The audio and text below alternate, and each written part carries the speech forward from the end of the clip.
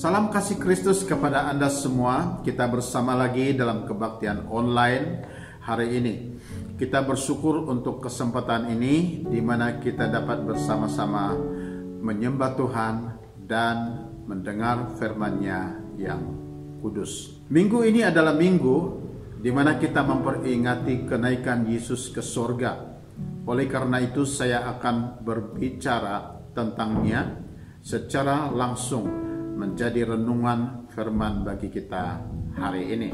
Lukas 24 ayat 50 sampai 52 mengatakan, lalu Yesus membawa mereka keluar kota sampai dekat Bitania. Di situ ia mengangkat tangannya dan memberkati mereka. Dan ketika ia sedang memberkati mereka, ia berpisah dari mereka dan terangkat ke surga. Mereka sujud menyembah kepadanya, lalu mereka pulang ke Yerusalem dengan sangat bersuka cita. Saudara, peristiwa kenaikan Yesus ke surga merupakan peristiwa yang besar bagi kita orang percaya. Mari kita lihat beberapa perkara penting dari peristiwa itu. Pertama, amanat agung yang ditinggalkan Yesus. Ada orang bertanya begini, mengapa Yesus sesudah selamatkan dan ampuni manusia tidak langsung membawa manusia itu balik ke surga? Mengapa harus meninggalkan dan membiarkan manusia menderita lagi dalam dunia? Mungkin pertanyaan ini juga merupakan pertanyaan Anda. Saudara, perhatikan ini betul-betul. Kita bukan ditinggalkan, melainkan kita diutus. Seperti Bapa di surga telah mengutus Yesus, demikian juga Yesus telah mengutus kita. Kita diutus untuk melaksanakan amanat agung Tuhan. Seperti dalam Yohanes 20 ayat 21 mengatakan, sama seperti Bapa mengutus aku, demikian juga sekarang aku mengutus kamu. Kita tidak perlu bimbang lagi akan keselamatan kita, sebab keselamatan kita telah dijamin oleh Yesus atas salib. Yang perlu kita perhatikan sekarang ialah tanggung jawab kita untuk memberitakan Injil Tuhan.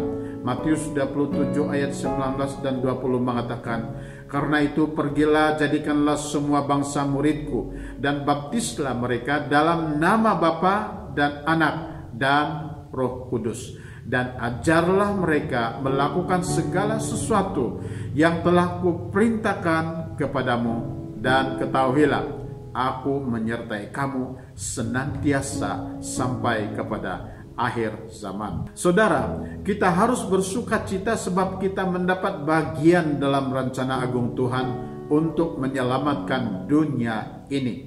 Lukas 24 ayat 27 mengatakan, dalam namanya berita tentang pertobatan dan pengampunan dosa harus disampaikan kepada segala bangsa, mulai dari Yerusalem. Karena itu mari kita jalankan tanggung jawab kita untuk memberitakan pertobatan dan pengampunan dosa. Jangan bimbang untuk berada dalam dunia ini, sebab kita akan mendapat kuasa oleh Roh Kudus yang dikirim Bapa agar kita dapat bertahan dan berjaya dalam pengutusan pemberitaan Injil Tuhan. Seperti yang tertulis dalam Kisah Para Rasul 1 ayat 8 mengatakan, tetapi kamu akan menerima kuasa kalau Roh Kudus turun ke atas kamu, dan kamu akan menjadi saksiku di Yerusalem dan di seluruh Yudea dan Samaria dan sampai ke ujung bumi. Oleh karena itu, kita bukan ditinggalkan, melainkan kita diutus. Kedua tangan Yesus yang terangkat untuk memberkati. Dikatakan tadi dalam Lukas 24 ayat 50 bahwa Yesus mengangkat kedua tangannya dan memberkati mereka. Yesus masih mempertahankan cara lama untuk memberkati, seperti yang tertulis dalam Imamat 9 ayat 22. Harun mengangkat kedua tangannya atas bangsa itu, lalu memberkati mereka. Cara itu bukan sahaja sopan, tetapi terutamanya berbicara tentang fungsi tangan Tuhan itu sebagai tangan yang memberkati. Tangan Yesus adalah tangan kasih karunia, juga boleh disebut sebagai tangan yang penuh kasih sayang atau tangan yang melindungi, bukan tangan yang menghukum. Ada orang berkata bahwa COVID-19 ini dikirim Tuhan untuk menghukum manusia. Saudara, kata seperti ini adalah kata dari mulut orang yang belum percaya dan belum mengalami penebusan dari Tuhan. Sebab orang yang sudah mengalami penebusan dari Tuhan secara pribadi pasti tahu dan dapat mengakui bahwa tangan Tuhan adalah tangan yang memberkati. Sebab dia sendiri telah mengalami berkat dari tangan Tuhan itu. Tangan Tuhan tidak sama dengan tangan iblis. Sebab tangan iblis adalah tangan yang menghukum, tangan menuduh, dan tangan membunuh kita. Saudara, adakah Anda mempunyai tangan yang sama dengan Yesus, yaitu tangan yang memberkati? Ketiga, berkat Tuhan yang belum berhenti. Dikatakan tadi dalam Lukas 24 ayat 51 bahwa Yesus terangkat ketika masih sedang memberkati mereka. Saudara, Yesus belum siap memberkati. Dia masih mencurahkan berkat-Nya sampai hari ini dan masa akan datang. Saya mau saudara faham akan hal ini, yaitu berkat Tuhan masih ada untuk Anda. Sebab Tuhan belum berhenti memberkati kita. Lukas 11 ayat 9 berkata, oleh karena itu aku berkata kepadamu, mintalah maka akan diberikan kepadamu. Tetapi ramai orang belum terima berkat Tuhan, bukan karena Tuhan tidak memberkati mereka, melainkan karena mereka sendiri belum minta kepada Tuhan. Kalau tidak minta, bagaimana boleh dapat berkat? Yohanes 16 ayat 24 mengatakan, sampai sekarang kamu belum meminta sesuatu pun dalam namaku. Mintalah maka kamu akan menerima, supaya penuhlah sukacitamu. Tuhan belum berhenti memberkati kita. Masih tak terkira banyaknya berkat yang disediakan Tuhan bagi kita yang belum kita perolehi. Sebab itu mintalah.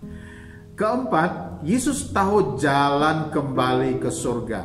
Tadi dalam Lukas 24 ayat 51 berkata, ia berpisah dari mereka dan terangkat ke surga. Perhatikan, Yesus mengangkat dirinya sendiri ke surga oleh kuasanya, malah telah disambut oleh malaikat. Dia tidak perlukan kereta atau kuda berapi menjemputnya seperti yang pernah berlaku atas Elia. Mengapa? Sebab Yesus tahu jalan balik ke surga. Saudara, kalau kita ikut Yesus, kita pasti tidak sesat jalan. Kita pasti sampai ke surga. Sebab Yesus tahu jalan ke surga. Yohanes 14 ayat 6 mengatakan, akulah jalan dan kebenaran dan hidup. Tidak ada seorang pun yang datang kepada Bapa kalau tidak melalui aku. Saudara, ikutlah Yesus.